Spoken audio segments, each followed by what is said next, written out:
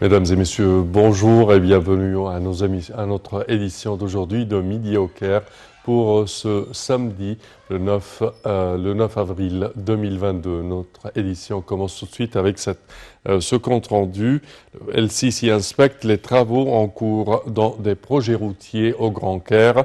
Le président Abdel Fattah el-Sisi a inspecté vendredi les travaux en cours dans des projets routiers au Grand Caire. Le chef de l'État a tenu à s'informer auprès des travailleurs des différents chantiers à l'état d'avancement des travaux et écouter leur avis, les félicitant à l'occasion du mois sacré du Ramadan. C'est ce qu'a déclaré le porte-parole de la présidence, l'ambassadeur Bassam Radi.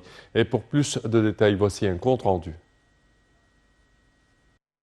Le président Abdel Fattah el-Sisi a effectué vendredi une tournée d'inspection des travaux de construction et de modernisation de plusieurs routes et axes routiers au Grand Caire. Le porte-parole de la présidence, l'ambassadeur Bassem Radi, a déclaré que le chef de l'État a tenu à parler avec les ouvriers présents sur les différents chantiers pour s'enquérir de leur opinion et du déroulement des travaux sur place. Il a souligné que le président Abdel Fattah el-Sisi avait inspecté lors de cette tournée les travaux en cours sur l'axe de Jihan el-Sadet qui lie le centre-ville et la place Ramsès à l'autostrade, ainsi que les travaux de la construction de l'axe Hassaballah al-Kafraoui qui lie le sud du Caire dans le quartier de Maadi au quartier d'Al-Asmarat. Le président Abdel Fattah el-Sisi a en outre inspecté les dernières étapes des travaux en cours sur l'axe de Dr Samira Moussa qui lie le quartier d'Al-Asmarat aux régions de l'est du Caire et du Nouveau Caire.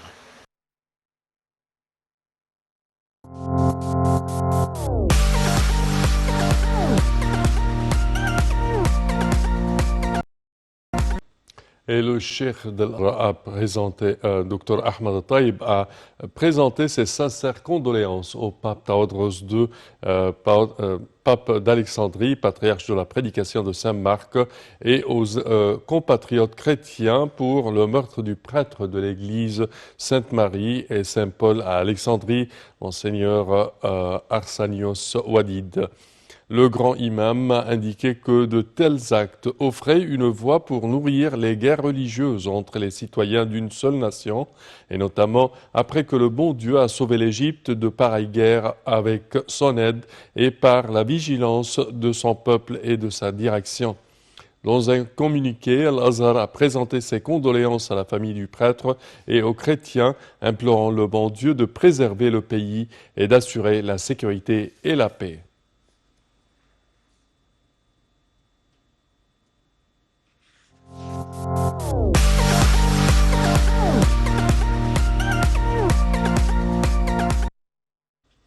Et le ministre de la Défense s'entretient avec les commandos.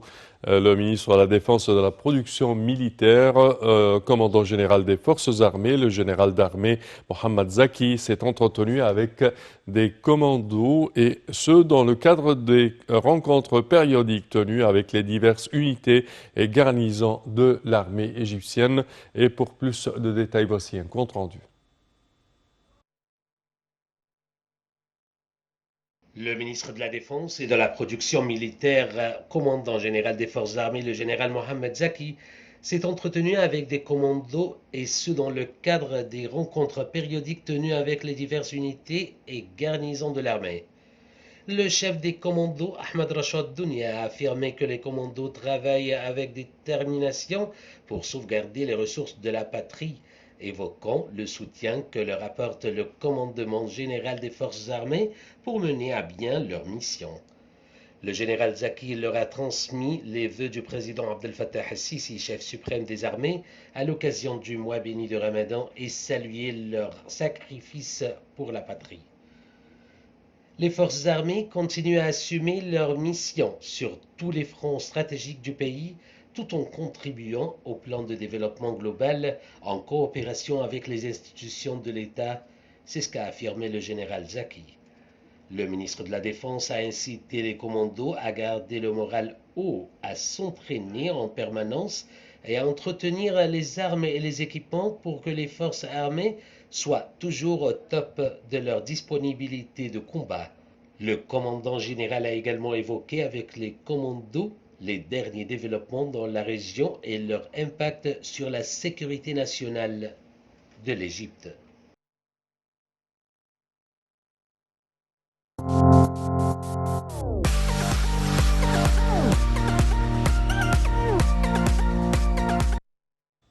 3,3 milliards de livres égyptiennes, recettes des douanes du port Al-Soukhna en mars dernier. Le ministre des Finances, Mohamed Maït, a passé en revue les efforts déployés par l'administration douanière pour faciliter les procédures douanières afin d'améliorer la performance des directions de douane, réduire le temps de dédouanement, répondre aux besoins du marché local et atteindre la stabilité des prix. Selon le rapport, le total des taxes, droits de douane et autres frais perçus par le service de douane dans le port d'Al-Soukhna en mars dernier s'élève à 3,3 milliards de livres égyptiennes.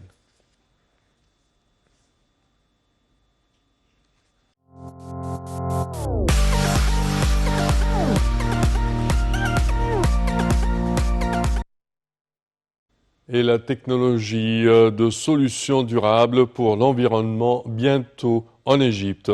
La ministre d'État de l'Immigration et aux Affaires des Égyptiens à l'étranger, Nabila Makram, s'est entretenue avec Ahmad Asraghi, responsable des programmes de l'industrie et professeur d'ingénierie et de développement durable à l'université de Lincoln au Royaume-Uni, de sa proposition sur le transfert à l'Égypte du modèle de la coopération entre son université et la société Eminox, fabricant réputé de solutions techniques durables dans le but de préserver l'environnement. Madame Makram a déclaré que l'entrevue s'inscrivait dans le cadre du recueil des fruits de la conférence L'Égypte par l'industrie au vu du soutien aux efforts de l'État égyptien pour contrer le changement climatique. De son côté, M. Asraghi s'est dit fier d'avoir pris part à la conférence, ajoutant qu'il cherche à transférer à l'Égypte le modèle de coopération entre l'université Lincoln et Eminox pour provoquer un changement positif qui sera répercuté sur la société, et ce, à la lumière des efforts de l'État égyptien dans le dossier du changement climatique et l'accueil de la COP27.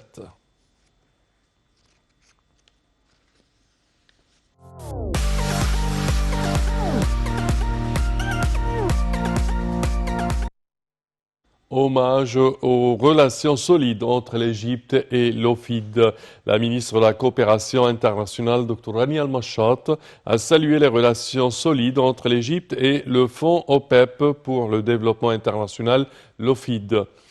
Madame Al-Mashat a rendu hommage au rôle du Fonds dans le renforcement des efforts de l'État pour parvenir au développement durable, et ce en finançant de nombreux projets dans les secteurs du développement prioritaire.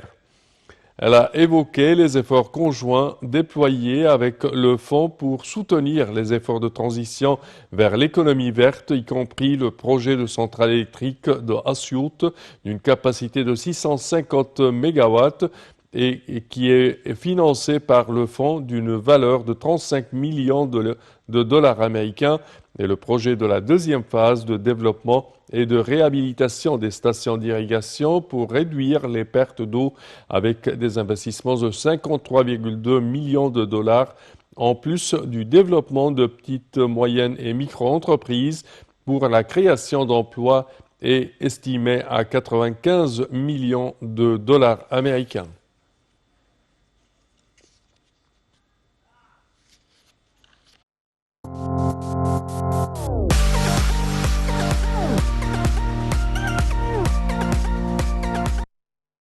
Grand effort de l'Égypte face au changement climatique. La ministre de l'Environnement, Dr Yasmine Fouad, a affirmé que l'Égypte avait réalisé de grands progrès en matière de lutte contre les répercussions du changement climatique, surtout en termes d'adaptation, et ce, à travers la mise au point d'une stratégie nationale pour les changements climatiques 2050. Dr Yasmine Fouad s'exprimait par visioconférence avec le coordinateur ministériel et l'émissaire de la COP27 à la séance de clôture d'une série de séances organisées par l'Alliance pour la recherche sur l'adaptation ARA pour examiner les leçons à tirer du récent rapport de la deuxième équipe de travail issue du groupe d'experts intergouvernemental concerné par le changement climatique, lequel porte sur les impacts négatifs et les risques et l'adaptation. La ministre a estimé que l'adaptation était au centre de la stratégie nationale de l'Égypte 2050 qui repose sur un nombre d'objectifs déterminés basés sur la santé, l'agriculture, l'eau, la gouvernance du climat.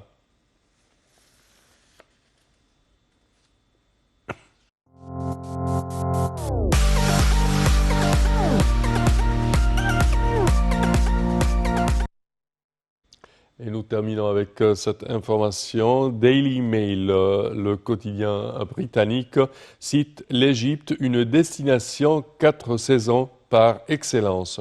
Le célèbre journal britannique Daily Mail a choisi l'Égypte comme l'une des meilleures destinations touristiques à visiter au printemps et à l'été de cette année. L'Égypte a occupé la 2e place sur la liste des meilleures destinations touristiques candidates. Le journal a fait la lumière sur un nombre de villes touristiques égyptiennes dans le rapport qu'il a publié sur son site internet sous le titre « Les destinations de vacances les plus importantes en 2022 ».